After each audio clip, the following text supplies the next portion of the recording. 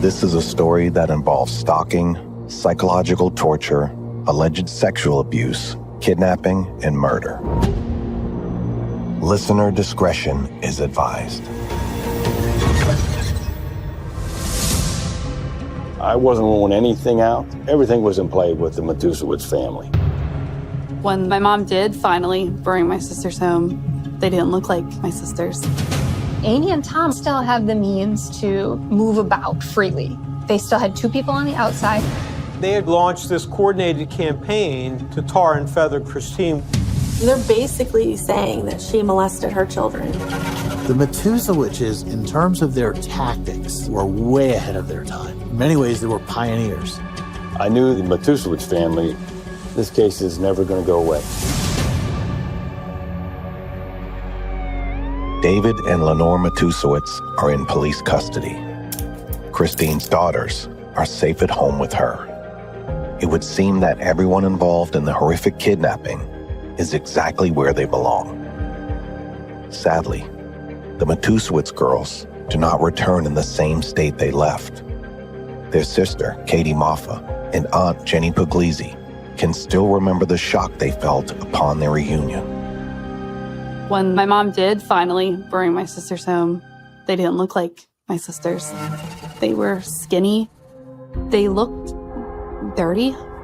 They had haircuts that Lenore had given them, so they all had a mullet, each one. They just didn't look like them. The oldest child was always kind of a roly-poly little kid.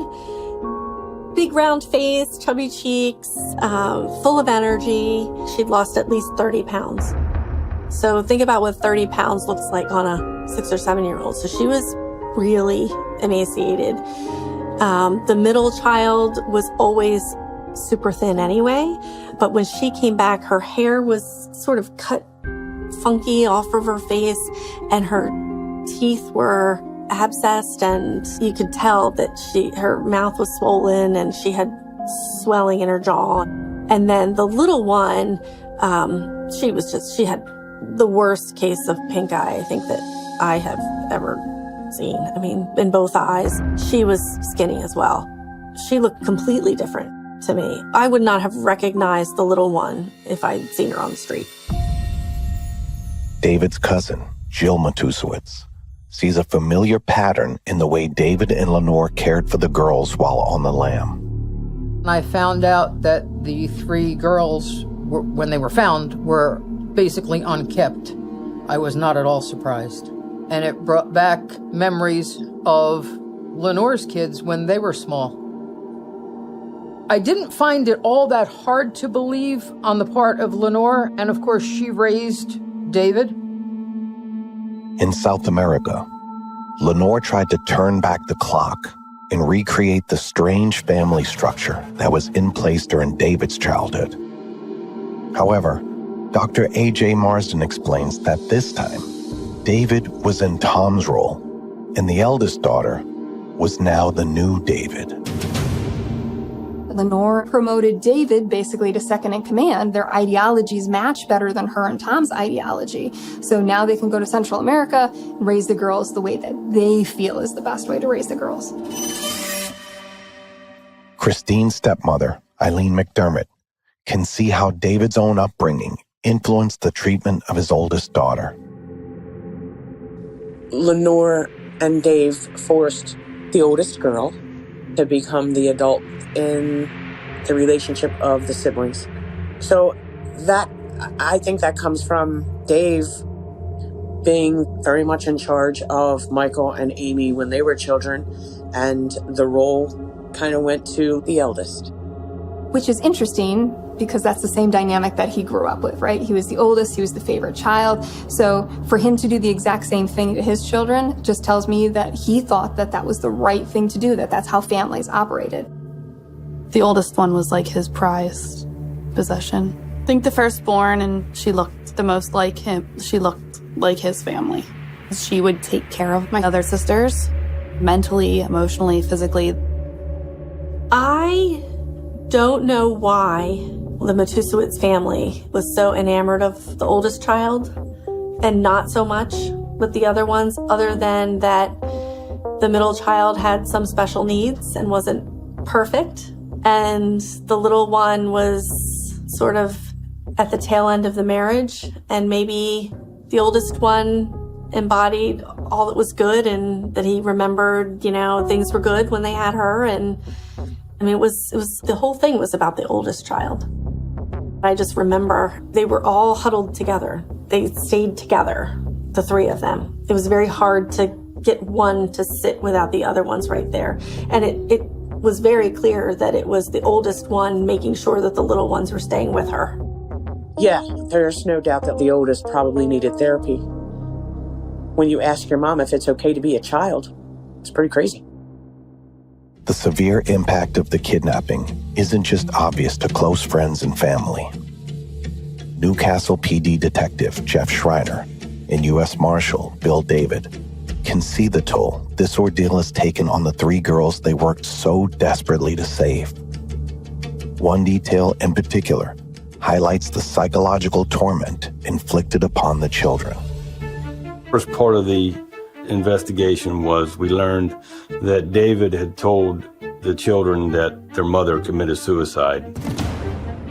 The mental anguish that these girls must have been under when overnight they're torn away from their mother and they were with David and their grandmother full-time was because Christine was dead.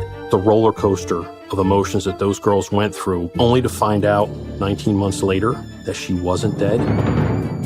Christine's lawyer, Timothy Hitchings, reveals that a psychological evaluation was ordered for the eldest daughter in order to assess the full extent of the lies that had been told to the girls. When the children come back from the kidnapping, the oldest girl was thoroughly psychologically evaluated for any type of abuse she might have occurred or other types of psychological trauma she would have had. What she did say was her father told her that her mother had taken her own life and she'd never see her mother again. Lenore wanted control. She did not want Chrissy to have any kind of relationship with her kids. You don't tell your children and your grandchildren that your mother died and committed suicide. The reality sets in of these children are going to need some serious counseling. They're going to need some serious therapy. With the Matusiewicz girls back in their mother's care, they now face the challenge of reacclimating to their former way of life. Meanwhile, David and Lenore must confront the consequences of their actions and deal with the legal ramifications of their time on the run. Federal government, the FBI and the marshals were able to get federal charges for parental kidnapping for David. Now, Lenore's, they left her state felony charges. So David pled guilty to the parental abduction and the embezzlement of the $249,000. Lenore pled guilty in state court for the interference with custody felony charge. These charges could mean years in state and federal prison, a dark and unpleasant future that would terrify most first-time offenders. However, journalist Chris Barish personally attended the sentencing and recalls with great detail a pair of steely, cold defendants. Lenore, she sat at the defendant's table. She didn't look particularly disturbed by the situation she was in. She had nothing to say. Her lawyer spoke for her. She was very just placid, didn't look flustered, almost like satisfied with herself. David came in, he was actually, for a defendant, he looked really good. His hair was blonde, he was tan, he was dressed fairly well, he wasn't in a jumpsuit or anything, but he was placid as well and didn't look bothered by it at all. I did attend David's sentencing, and he was very matter-of-fact. There was little to no remorse in what he did, and in fact, I believe, if memory serves correct, the judge even made mention of that there didn't appear to be much remorse. While he entered a plea, he didn't take it to trial. He received the acceptance of responsibility break, so to speak, but there wasn't a whole lot of remorse. And I think it's because David just felt like he didn't do anything wrong.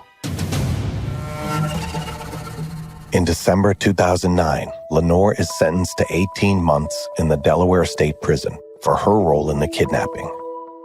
David is sentenced to 4 years in a low-security federal prison, to be followed by 5 years of probation.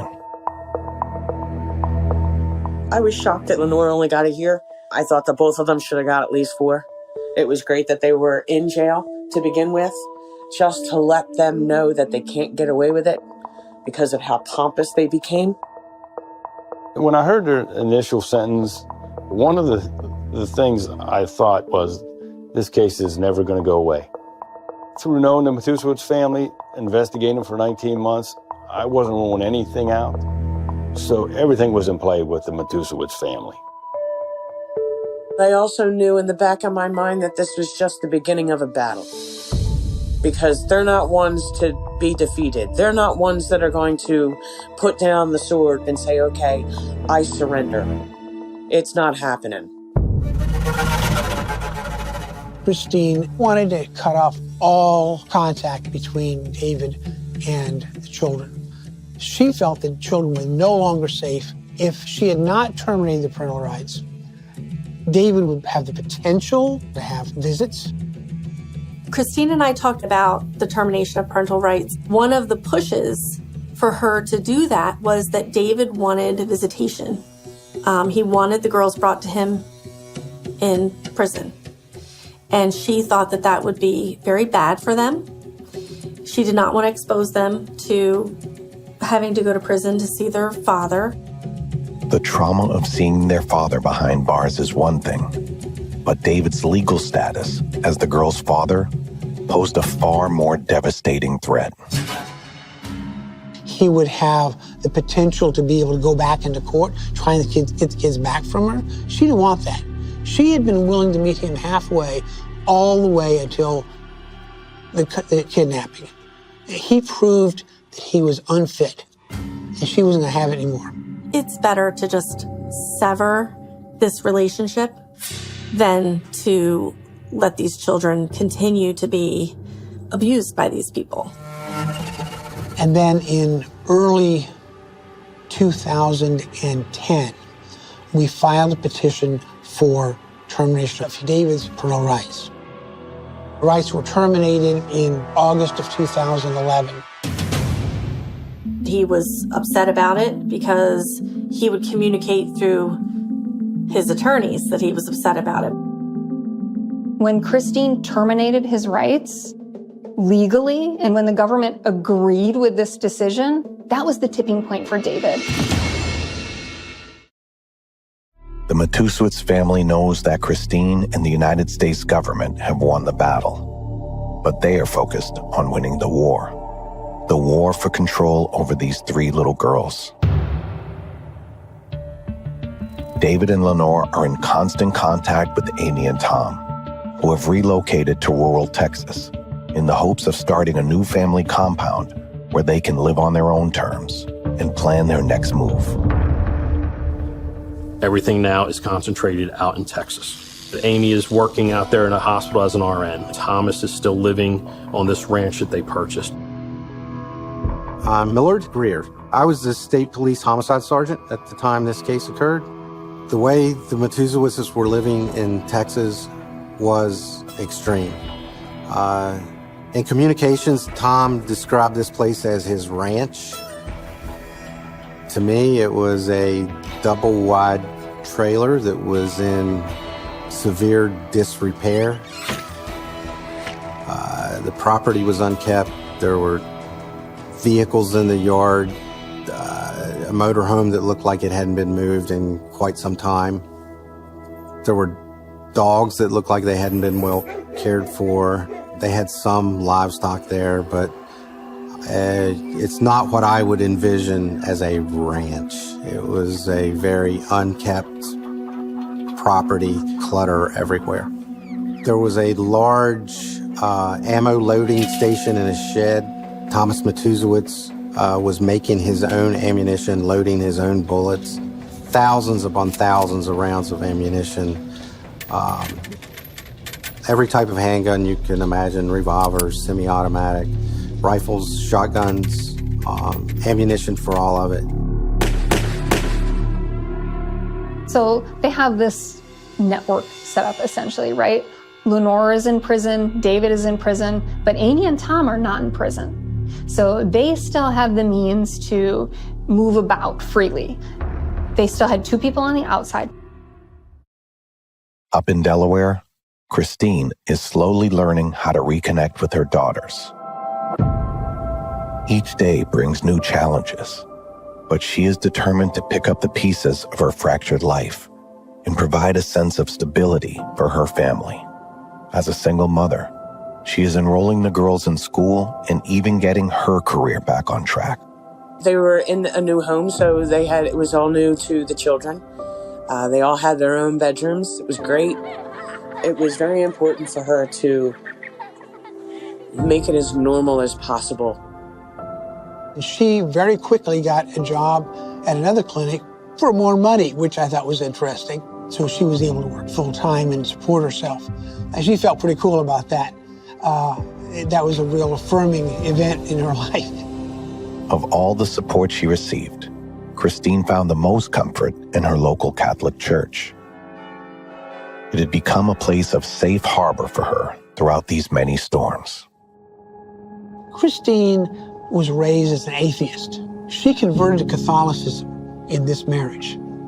Even after what David did, she continued going to the church because it gave her solace, and she was very active as a volunteer in the church. And it was that place of refuge, that sanctuary, that the Matusiewiczes would target first. Christine began meeting with a therapist to help her cope during this time, and can be heard here discussing her faith and how much comfort it brought her. I'm really good, and I think I've told you this before, in the moment of crisis, I'm great. A day later, I fall apart. You said you grabbed the beads. Yeah. And you started praying. Right. What did you gain after that? Did you feel like you... Calmer. You okay? Calmer. I happened to find a book about spiritual warfare. It's a very small little book. But it's prayers that are mostly all these things about, please keep me safe, keep me guardian with it. And so that's another prayer book that I've been, because it's a lot about, my enemies and things like that, because they truly are enemies. There's no negotiating with these people. There's no rationalizing with these people. Christine has found strength in her faith, along with the support of her friends and family. Yet the lingering threat of the Matusiewicz family continues to cast a shadow over her life. Then, they decide to strike where they know it will hurt her the most. So one day, we're getting ready to have dinner. I get this random letter. The letter is addressed to Jenny and family. It is a small white envelope with a plainly typed label. Inside, there are 3 printed pages in a neat trifold. They're asking if we think that Katie was ever abused by Chris. They're basically saying that she molested her children. There are only 4 Matusiewicz family members, and even with 2 of those people in prison, they are able to interfere with every single aspect of Christine's life. The family had really launched this coordinated campaign to tar and feather Christine with the people she cared about the most. They sent letters to her work. They contacted Child Protection Authority. The family sent letters to the girls' school talking about the mother's inappropriate sexual contact. It went everywhere. That was a constant stalking, a constant torture. They did and tried to do everything they possibly could to make it sound like she was the worst possible person in the world. But the family didn't stop there. Prosecutor Ed McAndrew details that their scheme to ruin Christine's life takes an even darker turn. So they create a website called A Grandmother's Impossible Choice. The impossible choice being, do I take my grandchildren away from their mother and leave my family behind and flee the country to save them from sexual abuse or not? And they put that out there and promote it to get their false narrative out there and to destroy Christine. Some of those allegations included things like Lenore claimed that Christine had actually poisoned Lenore prior to the kidnapping. Christine opens up to her therapist about the serious allegations being made against her. Lenore's accused me of trying to poison her. She actually filed a police report last year saying that we tried to poison her with a cup of tea. One of Lenore's accusations is that Christine tried to poison her. Lenore's goal is to paint Christine as the ultimate predator, someone that is capable of seriously heinous acts. It contains all kinds of allegations. The story became more complex, more rich in detail, more outlandish in terms of the allegations. Lenore would write, the oldest daughter, said Mommy told her about the G-spot and she had to do things to Mommy to make Mommy feel good. Lenore would write that Christine planned to sell David's 3 white, blonde, beautiful girls to pedophiles for $50,000 apiece. Or that the oldest daughter would start wearing 2 pairs of underwear anytime she was around Mommy. Every sentence is bullshit, bullshit, bullshit, bullshit. Like, I couldn't say that enough. One lie right after the other. When I realized that lots of people had been getting the same letters, not the same letter that I got, but some version of it. Some people got copies of the website. Some people got handwritten letters. I mean, but they papered the town with them. I mean, just everywhere Chris went. They've put this out there for the world to see, and they're calling Chris a pedophile. They know that that's the worst thing that you can say. I'd spoken to Thomas, it never came up. I spoke to Amy in person, that never came up. I even had, when Lenore was brought back by the marshals, I tried to sit down and talk to her, and she never brought it up. But now, all of a sudden, the court's starting, they're bringing up this allegation of Christine sexually abusing these children. If it would have been brought to my attention, sure, I would certainly have had to look into it. By law, I have to look into it, but it was never brought up to me. Supposedly, the abuse had been going on for a long time. Never once had David ever said anything about that, and he had a whole hearing. That would have been the strongest thing he could have said about Christine. Allegations of sexual abuse, those are like the nuclear bombs in a custody case. You win the case if you can make an accusation like that and make it stick. The consequences of these accusations could truly devastate Christine's life. Again. There were all of these sort of outlandish allegations, and they would change over time. They would use websites, YouTube, and email, and regular mail to promote these lies.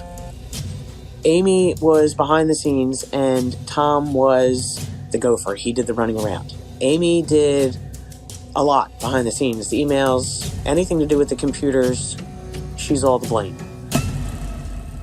There's also YouTube videos up, and those were the videos that had been posted about Christine supposedly dragging her daughter out of the street. Amy posts this YouTube video of Christine with the girls, purporting to show Christine losing control of the girls and them running out on the street. I believe the essence of the YouTube page was this was a mother that had no control over her children. And this was part of the plan to show that she was an unfit mother.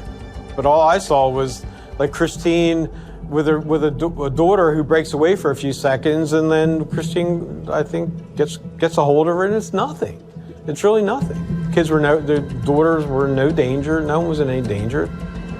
The vast and relentless onslaught of accusations begin to overwhelm Christine. There's no telling who might believe these claims or how much damage they've already done. She said, I don't even know. There are probably people who, just like you, who got that letter and didn't tell me about it. God only knows how many people got these letters and didn't tell me about it because they don't want to hurt my feelings or whatever. Christine had to deal with each of these as they came along. And it wore on her. And that led Christine to sort of step down from some group she was involved in with the church, saying, look, I'm sorry about this, there's nothing to it, but I really, I just think it's probably better that I just not be involved right now so that everybody's protected here. She wasn't quite the same Christine that I had known in the years past. It was sort of, she got dulled down by it. So she was still best foot forward, best face forward, but you could tell she wasn't quite the shiny, energetic person that she had been. That was the biggest thing that you could tell. She was worn out.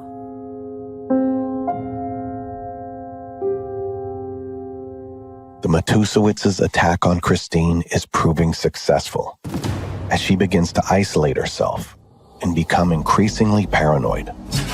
But the question remains, how are David and Lenore able to coordinate this intricate campaign from prison? Just after David and Lenore were sentenced for the kidnapping, they went to their respective jails.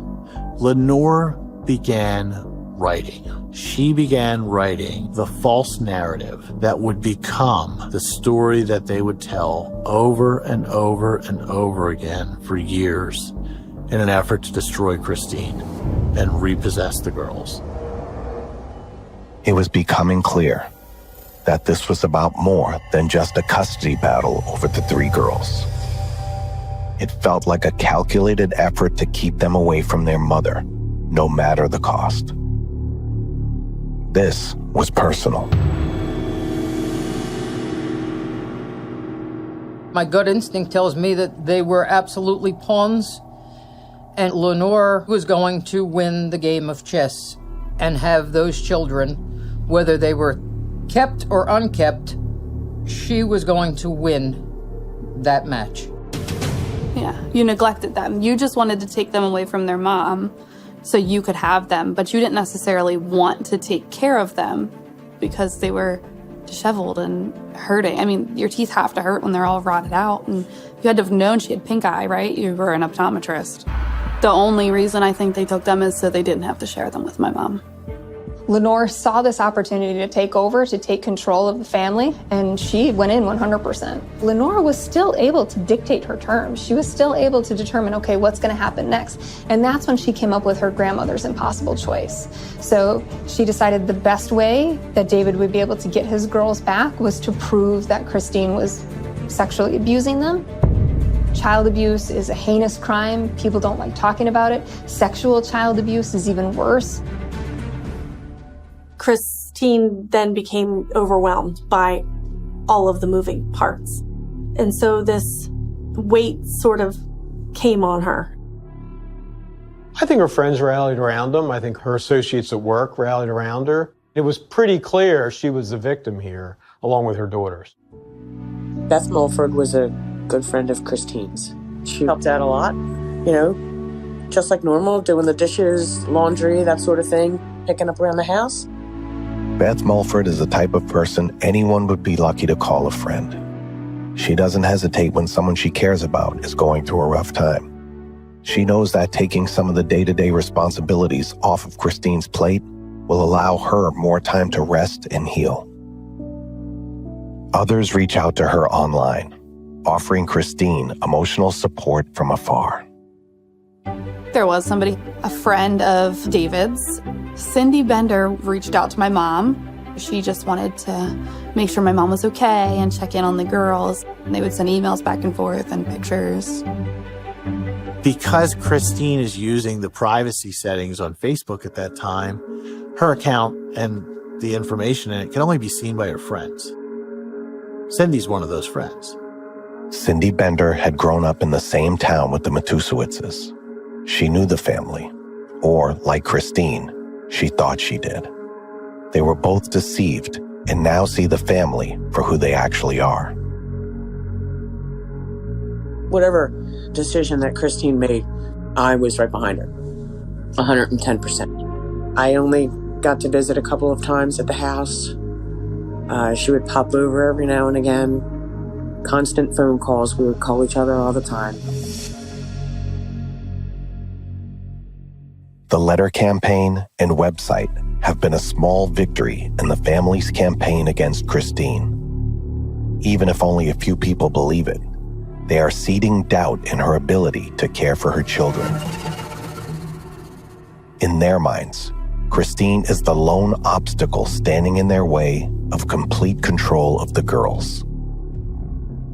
So if you could convince people that this happened to the girls, there was no way that they were going to give those girls back to Christine, and then Lenore and David would win. Even if the girls didn't go to Lenore and David, they would go to probably Amy. So it would still stay in the family.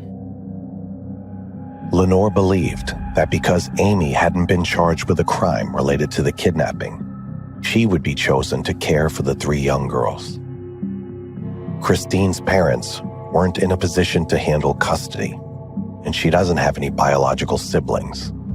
Lenore feels confident that the courts would award the kids to Amy, should Christine cave to the pressure of the defamation campaign and give up her parental rights, or if something were to happen to her.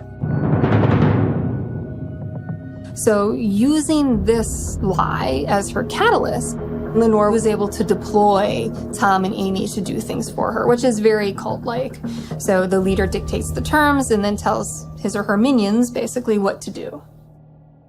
The Matusiewicz family structure is on full display as they mobilize their efforts against Christine. Each member has a specific role to play, but only one can be the top shot caller. So there are a couple different cult dynamics that we see in this family. Lenore was the one in charge, and we see this in the way that she treats the other people in her family. We also see a serious restriction in the flow of information. All information had to go to Lenore. Lenore would then disperse the information to those who needed it. She would give them only certain information, so then that way her version of the truth was the version that they believed and the version that they wanted to help. So David, I would say, is at a higher level than Tom. She's more invested in him as a person than she is in Tom. She sees Tom as a tool, a means to an end to get the goal that she desires. But David is the one that needs to succeed in all this. David is the one that needs to come out on top because she sees David as her successor of the cult, right? The one that's going to take over the family. Amy was the dutiful sister, daughter, and communicator. She really functioned within the conspiracy as sort of the communications hub. So Amy is maintaining the website, she's sending out emails, she's doing those types of things. We have to remember, this is in 2010 and 2011, not 2024. So websites were very different. The Matusiewicz, in terms of their tactics in using the internet to defame, to harass, to stalk, were way ahead of their time. In many ways, they were pioneers. This idea of harassing Christine online, through the mail, for everybody she knew, was first designed to get her to give up, to remove herself from the situation, maybe by suicide or maybe just to give them custody of the children. When that didn't work, they escalated. It was time for the Matusiewicz family to expand their network. Next time on Very Scary People. There were lots of people that helped them in the stalking campaign, and so I was worried about being out in the world and people seeing me with Katie. They moved into a campaign of surveillance and spying. Christine, she said that they were following her and had people watching her. I was scared that they were going to come back to the house and try and take the girls again. Then one day, Christine's at work, kids are there, and there's a knock on the door, and Katie looks out there, and it's Tom. Very Scary People is produced by Lionsgate Alternative Television for ID. I'm Donnie Wahlberg. You can follow our show wherever you get your podcasts, and we'd love it if you could take a second to leave us a 5-star review on Apple Podcasts or Spotify.